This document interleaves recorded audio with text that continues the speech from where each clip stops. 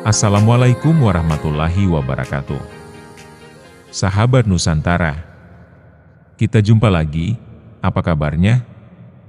Mudah-mudahan tidak pernah bosan bersama SN. Semoga selalu dalam keadaan sehat walafiat semua, dan berkelimpahan rahmat dari Tuhan Yang Maha Esa. Amin. Ketika kita berbicara tentang Sang Satrio Piningit yang agung dan perjuangan monumental beliau untuk mengembalikan keseimbangan serta kebenaran di Nusantara, sudahkah kita benar-benar memahami luasnya sistem pendukung luar biasa yang menyertainya? Apakah Anda penasaran bagaimana sebuah misi yang begitu besar bisa terwujud? Dan apakah Anda siap untuk mengetahui bahwa upaya ini jauh melampaui pemahaman materialistik biasa, menembus dimensi gaib dan koneksi eterik yang paling dalam? Bayangkan, selain didampingi oleh pasukan gaib yang setia, mungkinkah ada sebuah jaringan kompleks saudara-saudara yang tidak terikat darah, namun memiliki ikatan jiwa yang tak terputus, tersebar di seluruh penjuru negeri, bahkan dunia? Bagaimana para individu biasa ini, yang mungkin sehari-hari berprofesi sebagai petani atau guru, bisa menjadi mata, telinga, dan antena spiritual yang menangkap getaran-getaran vital Nusantara, menyampaikannya kepada sang pemimpin perubahan? Bersiaplah untuk dikejutkan, karena kisah Satrio Piningit adalah simfoni kolektif yang jauh lebih besar dari yang kita duga. Sebuah orkestrasi takdir yang melibatkan kekuatan tersembunyi dan pahlawan tak terduga. Rahasia di balik Ngluruk Tanpa Bolo. Apakah Satrio Piningit berjuang sendirian? Frasa "Ngluruk Tanpa Bolo" kerap diinterpretasikan secara harfiah sebagai melakukan perlawanan atau perjuangan tanpa bala bantuan, atau berjuang sendirian, yang hanya mengandalkan kemampuan individu. Pemahaman secara harfiah ini kemudian membentuk persepsi bahwa perjuangan yang dijalankan adalah semata-mata hasil kerja keras individu tersebut tanpa bantuan orang lain, sehingga menciptakan citra perjuangan yang dilindungi dari intervensi pihak lain. Namun, ketika frasa ini dihubungkan dengan sosok Satrio Piningit, yaitu tokoh pemimpin yang dinantikan kemunculannya berdasarkan berbagai ramalan dan prediksi di Nusantara, pemahaman secara harfiah tersebut perlu ditinjau ulang dan komprehensif maknanya. Meskipun di permukaan, perjuangan Satrio Piningit mungkin terlihat seperti dilakukan sendirian dan tidak ditunjang oleh kekuatan atau bantuan yang nyata bagi pengamat awam, kenyataannya jauh dari itu. Perjuangan Satrio Piningit yang monumental dalam mengembalikan keseimbangan, keadilan, dan kebenaran di Nusantara sebenarnya didukung oleh jaringan yang kompleks, berlapis, dan mungkin tidak selalu terlihat secara kasat mata atau material. Jaringan dukungan ini dapat mencakup berbagai elemen, baik yang bersifat spiritual, kultural, maupun sosial, yang melampaui pemahaman materialistik biasa. Dengan demikian, istilah "Ngluruk Tanpa Bolo" dalam konteks Satrio Piningit mengandung makna yang lebih dalam dan luas, meliputi tidak hanya perjuangan individu, tetapi juga kekuatan kolektif yang bekerja secara sinergis, meskipun mungkin tidak selalu terlihat secara langsung. Pasukan gaib dan jaringan jiwa yang tak terlihat. Bayangan seorang pemimpin yang berjuang sendiri adalah ilusi yang diciptakan oleh keterbatasan pandangan mata fisik, sebuah narasi yang mengabaikan kompleksitas kenyataan di balik layar. Satrio Piningit, dalam misinya yang luhur, tidaklah sendirian. Ia didampingi oleh pasukan gaib yang setia, sebuah kekuatan yang tak terlihat namun sangat nyata, yang memberikan dukungan dan bimbingan yang tak ternilai harganya. Mereka bukan sekadar entitas mitologi yang menghiasi cerita rakyat, melainkan sebuah kekuatan independen yang berbeda dari entitas leluhur, para penjaga alam, atau bahkan energi spiritual murni. Mereka beresonansi secara khusus dengan tujuan mulia Satrio Piningit, terikat oleh visi luhur yang sama. Pasukan ini tidak hanya berfungsi sebagai pelindung, benteng pertahanan terhadap kekuatan gelap yang berusaha menghalangi jalan Satrio Piningit. Lebih dari itu, mereka adalah pemandu dan pemberi inspirasi, sumber kebijaksanaan yang tak pernah kering. Kehadiran mereka seringkali termanifestasi dalam berbagai cara yang halus namun kuat, mulai dari mimpi yang bermakna, penuh simbolisme dan arah, hingga bisikan intuisi yang tajam, suara hati yang menuntun langkah menuju kebenaran. Terkadang, mereka hadir dalam pengalaman spiritual yang mendalam, momen-momen transenden yang memperkuat tekad Satrio Piningit dan para pengikutnya, menegaskan bahwa alam semesta itu hidup, responsif, dan berpartisipasi aktif dalam setiap upaya luhur. Pengalaman-pengalaman ini bukan sekedar kebetulan belaka, melainkan konfirmasi bahwa mereka berada di jalan yang benar, selaras dengan takdir dan kehendak alam semesta. Di sisi lain, Satrio Piningit juga dikelilingi oleh saudara-saudara, sebuah komunitas jiwa yang tidak terikat oleh darah, melainkan oleh koneksi batin yang sangat kuat, sebuah resonansi spiritual yang mendalam. Mereka adalah bagian dari sebuah jaringan spiritual dan eterik yang luas dan kompleks, tersebar di seluruh penjuru Nusantara, bahkan hingga ke pelosok dunia yang paling terpencil. Ikatan ini melampaui batas-batas biologi keluarga dan konsep persaudaraan konvensional. Ini adalah ikatan jiwa yang sejati, sebuah harmoni frekuensi spiritual, dan yang terpenting, sebuah tujuan kolektif yang mendalam dan tak tergoyahkan. Mereka adalah individu-individu yang, entah secara sadar atau tidak, telah dipersiapkan dan terpanggil untuk memainkan peran krusial ini dalam skenario besar pengembalian kebenaran, sebuah drama kosmik yang menentukan nasib peradaban. Mereka mungkin berada di berbagai profesi, memiliki latar belakang yang berbeda, dan menjalani kehidupan yang tampak biasa-biasa saja.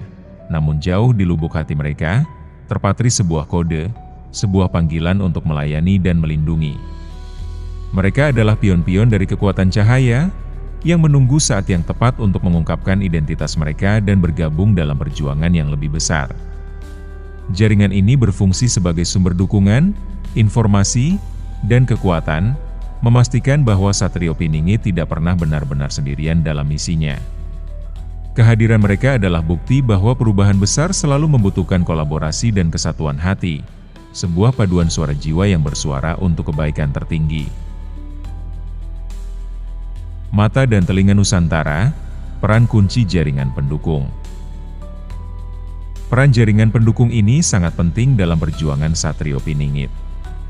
Para pendukung ini bukanlah sekadar pengikut, melainkan mata dan telinga yang tajam, terhubung ke berbagai lapisan masyarakat dan bahkan dimensi realitas yang berbeda. Mereka bertindak sebagai menyimpulkan informasi penting, menyampaikan data-data penting yang dibutuhkan untuk memahami kompleksitas Nusantara. Informasi yang mereka kumpulkan mencakup spektrum yang luas, mulai dari dinamika sosial politik yang kasat mata, seperti kebijakan pemerintah, gerakan sosial, dan tren opini publik, hingga kondisi spiritual dan moral bangsa yang seringkali tersembunyi di balik permukaan. Mereka mampu merasakan denyut nadi keadilan, mengendus aroma korupsi, dan merasakan kepedihan mereka yang tertindas. Lebih jauh lagi, mereka memiliki kemampuan untuk melihat ancaman dan peluang yang tak terlihat oleh mata biasa, menjangkau ranah spiritual dan metafisik untuk mengidentifikasi kekuatan-kekuatan yang bekerja di balik layar. Jaringan ini memandang Nusantara secara holistik, sebagai sebuah entitas yang hidup dan bernapas, dengan segala gejolaknya, ketidakadilannya, degradasi lingkungannya, dan pelanggaran nilai-nilai luhurnya. Mereka mengamati dengan cermat setiap peristiwa, mencatat setiap perubahan, dan menganalisis dampaknya terhadap keseimbangan dan keharmonisan alam semesta. Informasi dan pemantauan yang terkumpul kemudian disampaikan kepada Satrio Piningit melalui berbagai saluran non-fisik, melampaui batas-batas komunikasi konvensional. Saluran-saluran ini bisa berupa intuisi yang diasah melalui meditasi dan kontemplasi, mimpi yang mengandung petunjuk simbolis, simbol-simbol yang muncul dalam kehidupan sehari-hari dan menuntut interpretasi, atau bahkan pertemuan fisik yang dirahasiakan dan dilindungi dari pandangan umum. Tidak menutup kemungkinan pula, informasi penting disampaikan melalui interaksi di depan layar beranda media sosial, di mana pesan-pesan tersembunyi dapat disisipkan di antara arus informasi yang deras. Pada hakikatnya, jaringan pendukung ini bukanlah sekedar organisasi formal atau hierarki struktural, melainkan sebuah sistem saraf spiritual yang sangat peka, kumpulan, antena-antena, batiniah yang tersebar di setiap sudut Nusantara dari pusat kota hingga pelosok desa, dari lapisan elit hingga akar rumput masyarakat. Mereka adalah mata dan telinga yang tak terlihat, mampu menangkap setiap denyut nadi masyarakat, merasakan bisikan bumi, dan merasakan rintihan hati masyarakat. Sensitivitas luar biasa ini memungkinkan mereka untuk mendeteksi dan menginterpretasikan getaran Nusantara, mulai dari kegelisahan masyarakat yang mendalam akibat ketidakadilan, atau kerusakan lingkungan, harapan terpendam akan perubahan sejati, pemimpin yang amanah, dan masa depan yang lebih cerah. Hingga potensi masa depan yang belum tergali, berupa kearifan lokal, semangat kebersamaan, dan inovasi yang menunggu untuk diaktualisasikan. Getaran-getaran yang kompleks dan multifaset ini kemudian disaring, dianalisis, dan disampaikan dalam bentuk esensi kebijaksanaan kepada Satrio Piningit. Beliau, sebagai poros dan pusat kesadaran kolektif, bukanlah sekedar penerima informasi pasif, melainkan wadah yang mampu mengintegrasikan serpihan-serpihan kebenaran dari seluruh penjuru, menjadikannya landasan untuk melihat gambaran besar. Dengan pemahaman yang holistik ini, Satrio Piningit kemudian bertindak sebagai pemicu dan pengarah perubahan, menggerakkan roda transformasi yang dibutuhkan. Jaringan pendukung ini bukan sekedar informan, melainkan katalisator aktif yang secara proaktif mendorong Satrio Piningit untuk tidak hanya memahami situasi, tetapi juga bertindak dengan kebijaksanaan dan kelembutan. Mereka adalah kekuatan pendorong yang memastikan bahwa setiap langkah yang diambil selaras dengan kebutuhan nyata rakyat dan visi ideal Nusantara. Mereka membimbingnya dalam proses monumental membangun kembali Nusantara yang adil, makmur, dan amanah. Sebuah peradaban yang berlandaskan keadilan substansial bagi setiap individu, kemakmuran yang merata dan berkelanjutan bagi seluruh elemen masyarakat, serta amanah kepemimpinan yang teguh pada prinsip-prinsip integritas, transparansi, dan pelayanan tulus. Lebih dari itu, mereka adalah garda terdepan, penjaga lentera kesadaran kolektif.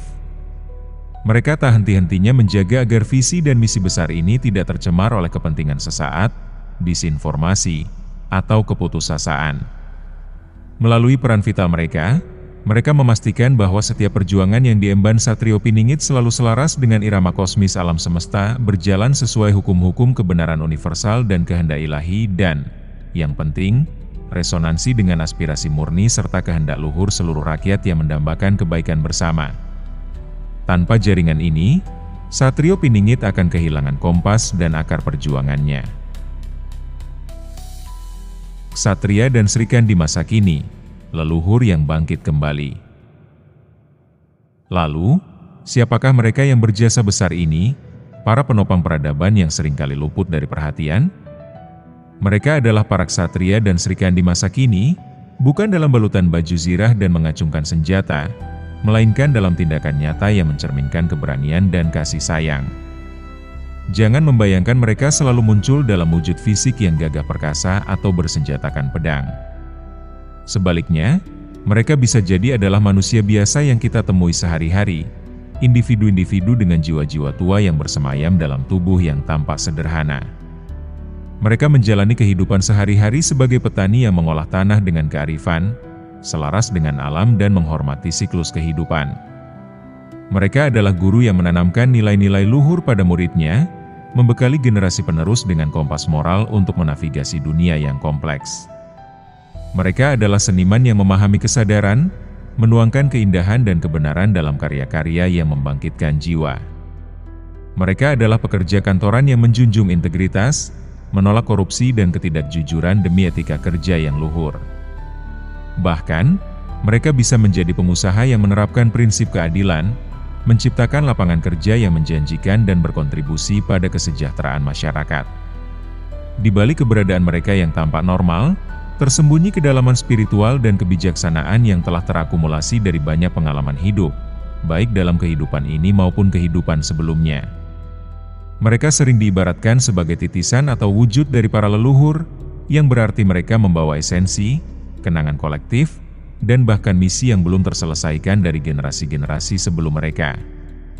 Mereka memiliki kebijaksanaan, keberanian, dan kasih sayang yang mengalir dalam darah mereka.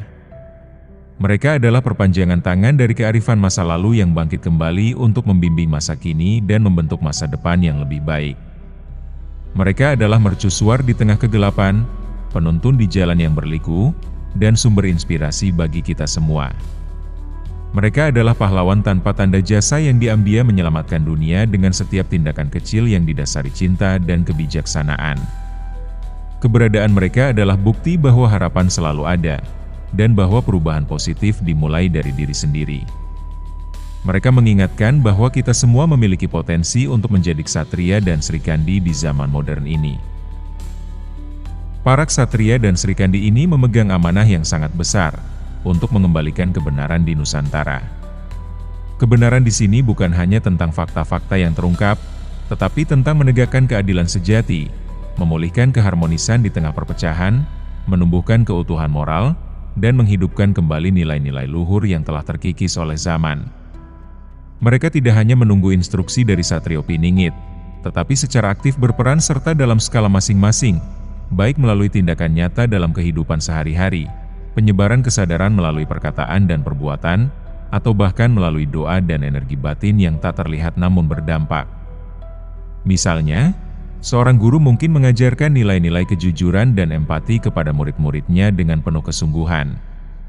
Seorang petani Srikandi mungkin menerapkan praktik pertanian berkelanjutan yang menjaga alam dan menjaga kesuburan bumi. Atau seorang seniman mungkin menciptakan karya yang membangkitkan kesadaran tentang pentingnya persatuan dan spiritualitas. Tindakan-tindakan kecil ini, ketika dilakukan oleh ribuan individu dengan niat yang sama, secara kumulatif menciptakan gelombang perubahan yang kuat dan tak terbendung. Dengan demikian, perjuangan Satrio Piningit bukanlah sebuah episode tunggal yang sepi, melainkan sebuah simfoni kolektif yang agung. Ini adalah harmoni antara kekuatan gaib yang protektif dan inspiratif, jaringan manusia biasa yang luar biasa dengan koneksi jiwa yang dalam, dan warisan leluhur yang tak terputus. Semua elemen ini bersatu padu untuk mewujudkan takdir gemilang Nusantara. Pandangan bahwa Satrio Piningit berjuang sendirian adalah sebuah ilusi yang diciptakan oleh keterbatasan pandangan mata fisik. Kenyataannya, ia adalah konduktor bagi sebuah orkestra agung yang bekerja di berbagai tingkatan eksistensi, membuktikan bahwa kekuatan sejati tidak selalu terlihat, namun terasa di setiap denyut nadi Nusantara yang sedang bangkit. Ini adalah bukti nyata bahwa semangat kolektif, bahkan jika tidak diorganisir secara formal, dapat menjadi kekuatan paling dahsyat dalam mengembalikan keseimbangan dan kebenaran bagi seluruh bangsa. Sampai di sini dulu sahabat, untuk pertemuan kali ini, SN berharap, semoga dapat menghibur waktu luang bagi sahabat semua.